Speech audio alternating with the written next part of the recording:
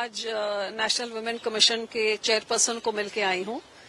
एक बार फिर मुख्यमंत्री पंजाब के खिलाफ जो पंजाब भर की औरतों ने जिस तरीके से उन्होंने विमेन्स डे पे जाके एक पंजाब एग्रीकल्चरल यूनिवर्सिटी लुधियाना में जो वुमेन अचीवर्स को ऑनर करने का प्रोग्राम था, उस प्रोग्राम में मुख्यमंत्री चीफ गेस्ट होके जाते हैं और वहां पे एक दुनिया और देश को, राज्य को एक संदेश देने के बजाय कि आज औरतें कितनी आगे बढ़ रही हैं, क्योंकि हम सब जानते हैं कि औरतों के सामने कितनी बड़ी चैलेंजेस होती हैं। आज तो एक लड़की को जन्म लेने के लिए फीमेल फीटिसाइड का सामना करके, उसके बाद एजुकेशन लेके, उसके बाद आगे निकल के वो कैसे हालातों से निकलती है, और हर स्टेप पे उसके साथ चाहे घर हो, चाहे एजुकेशन कॉलेज स्कूल हो या वर्क प्लेस हो, हर तरीके से कई चीजों का सामना करना पड़ता है। और उसका सामना करने के लिए जे उसके साथ नाजायज कुछ हुए तो अदालत में जाके लड़ना कितनी औरतों की हैसियत होती है, और फिर अदालतों में से कन्विक्शन रेट भी क्या 20%।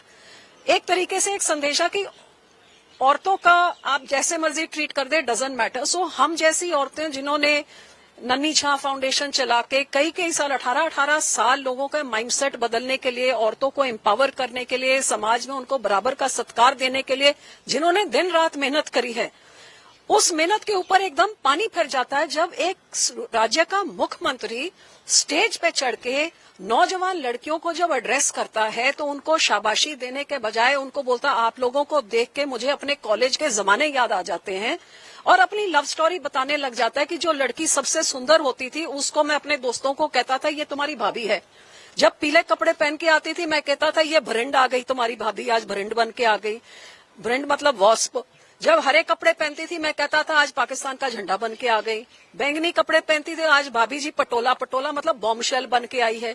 तो मतलब औरतों को इस तरीके के साथ उनको कमोडिफाई करके उनको एक तरीके से ये सेक्सुअल हैरेसमेंट है कि आप एक औरत को सिर्फ उसके लुक्स और उसके काबिलियत के आधार पे नहीं, आप उसको ऑब्जेक्टिफाई कर रहे हैं, और कहीं ना कहीं कॉलेज में लड़कों को, नौजवानों को ये एक संदेशा भेज रहे हैं कि लड़कियों के साथ ऐसे करना बिल्कुल ठीक है। तो वो हजारों लड़कियां जो कॉलेज स्कूल में हैरेसमेंट फेस करती हैं, खुदकुशी करती हैं, वो बेचारी कहाँ जाए जब लीडरशिप लोड्स में ही ये सब करने लग जाएंगे। और कहीं ना कहीं इससे समाज में औरतों के प्रति जो ऑलरेडी बहुत सारा उनको चीजों का सामना करना पड़ता है, तो हम इनको ये बोल के आए हैं कि ऑलरेडी इस मुख्यमंत्री के अपनी हिस्ट्री आप देख लें, पार्लियामेंट में शराब पी के आते थे और यहाँ जो हरकतें करती थी उनको पार्लियामेंट से बाहर एक सेशन निकालना पड़ा।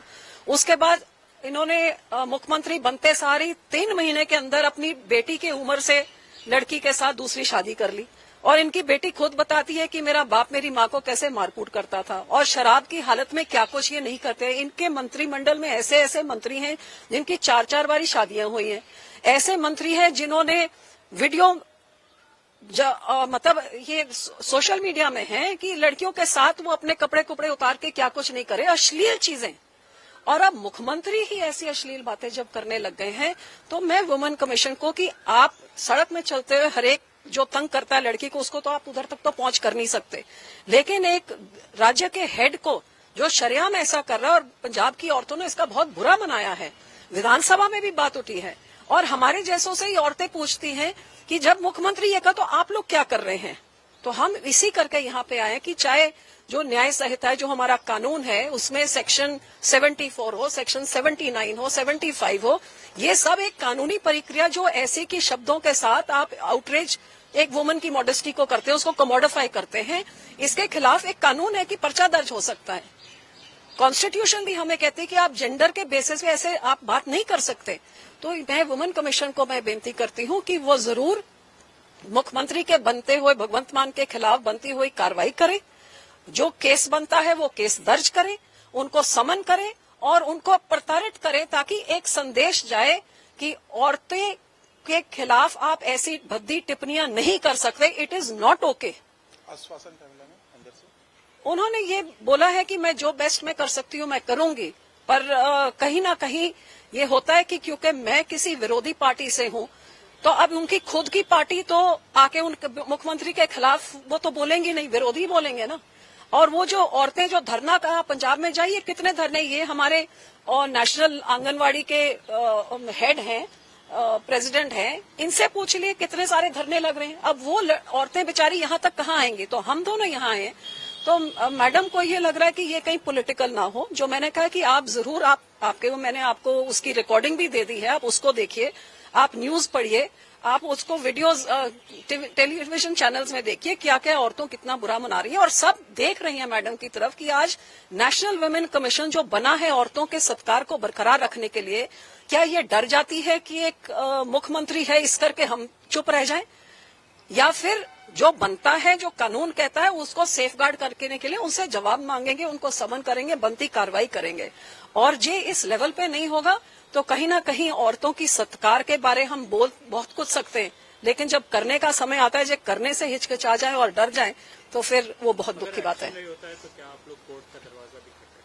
देखिए, हम लोग तो ऑलरेडी उधर धरने कर रहे हैं और जो एक्शन लेने की जरूरत वो हम कर रहे हैं, पर ये नेशनल कमीशन ऑफ वुमेन किस लिए है? सबसे पहले तो यहाँ आके यहाँ से जस्टिस की हम उम्मीद रखते हैं, और वहां पे जो करना है वो तो हम करेंगे। Oh, definitely. I think all the women of Punjab seek apology, and I would like to ask the women of the country that if a chief minister comes to your college and where your daughter is sitting there and starts, instead of talking about her achievements on Women's Day, starts saying that when I look at you, I remember my college days where any good-looking girl, I used to tell my friends that she is your bhabhi.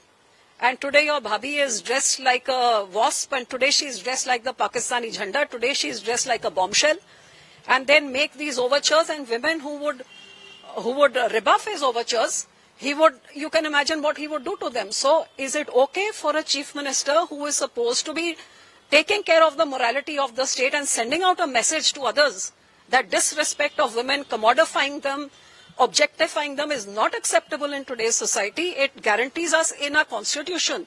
The Nyay Sahita also does not allow this. Is a Mukhyamantri chief minister allowed to get away just because he is the chief minister? So today I have requested the National Commission of Women that a lot of women have taken a lot of umbrage to the way he spoke.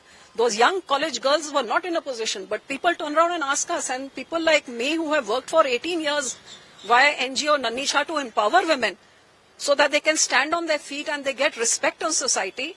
Our 18 years of labor goes for a toss in 10 seconds when the chief minister of a state turns and commodifies and objectifies women, sending out a signal to all the boys that it's okay to do this to women. देखिए, chairperson national women commission से मिले हैं। मैं Friday को भी आई थी, वो यहाँ पे नहीं थे। आज मैं दोबारा फिर आई हूँ। उनको वो पेन ड्राइव, रिकॉर्डिंग, सारा कुछ मैंने दिया है, सारा कुछ उनको समझाया भी है। और मैंने ये भी उनको समझाया कि आपको ये लगता होगा कि मैं विरोधी पार्टी की हूँ तो इसलिए मैं कंप्लेन कर रही हूँ, लेकिन इनके खुद की पार्टी में तो किसी की हिम्मत है नहीं कि वो कंप्लेन करेंगे, क्योंकि उनके खिलाफ एक्शन होगा तो विरोधी ही कोई आएगा। पर आप विरोधी होने को आप छोड़िए, जो इन्होंने बोला है वो आपके सामने पेन ड्राइव में है।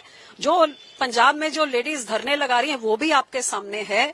इनकी लड़की का बयान कि इनकी मदर को कैसे ये बुरी तरह वायलेंस करते थे वो भी आपके सामने है। इनकी मंत्री जो 4-4 बारी शादी करके और दूसरे औरतों के साथ अश्लील हरकतें करते हैं वो वीडियो आपके सामने है। एमएलए जो रेप अक्यूज है वो सब आपके सामने है। तो ये आम आदमी पार्टी और इनका मुख्यमंत्री औरतों के खिलाफ जो एक माहौल पैदा हो रहा है, उस माहौल के खिलाफ आप कोई एक्शन लेंगे? क्योंकि जे आप इधर से एक मैसेज भेजें कि औरतों को इस तरीके से बोलना, बात करना, कमोडिफाई करना, ऑब्जेक्टिफाई करना, ये कानून के खिलाफ, संविधान के खिलाफ है और वुमेन कमीशन इसको एक्सेप्ट नहीं करेगा।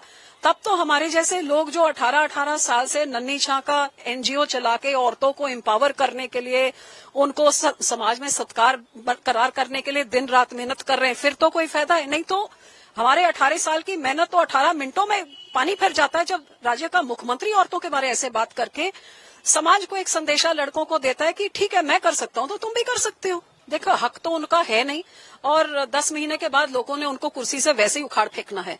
लेकिन आप अच्छी तरह ये भी जानते हैं कि पार्लियामेंट में जब ये शराब पी के आते थे तो स्पीकर को चिट्ठी उनके आसपास बैठे उनके अपने ही पार्टी के लोगों ने कहा था कि हमारी कुर्सी बदल दीजिए, 11 बजे सुबह हम इस आदमी के आसपास बैठ नहीं सकते क्योंकि इतनी मुश्क आती है। ये एक रिकॉर्ड, ऑन रिकॉर्ड, मैं नहीं बना रही, आप पार्लियामेंट से निकाल के देख सकते हैं। तो एक ऐसा इंसान जिसको ना तो मर्यादा पार्लियामेंट की पता थी, तो अब स्टेट का मुख्यमंत्री बना दिया है। तो मुख्यमंत्री जाके अब स्टेजों से जब लड़कियों के बारे में ऐसे बात कर रहा है, उनको इस तरीके से भद्दी शब्दावली बोल रहा है, अपनी बेटी की उम्र की लड़की से मुख्यमंत्री की शपथ लेने के 3 महीने बाद उसने शादी कर ली, तो ये आप राज्य की औरतों को आप क्या संदेशा दे रहे हैं? मैं कर सकता हूं तो तुम भी कर लो, मैं कॉलेज में ऐसे करता था तो तुम भी कर लो। तो फिर औरतें पढ़ लिख के समाज का सामना करके, इतनी सारी चीजों का सामना करके जो आगे बढ़ती हैं, वो फिर कहां जाएं?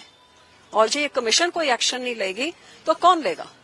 आपके राज्य की खबरें, आपके शहर की खबरें सबसे पहले जानने के लिए देखते रहें अमर उजाला। चैनल को सब्सक्राइब जरूर कर लें और पाएं हर अपडेट।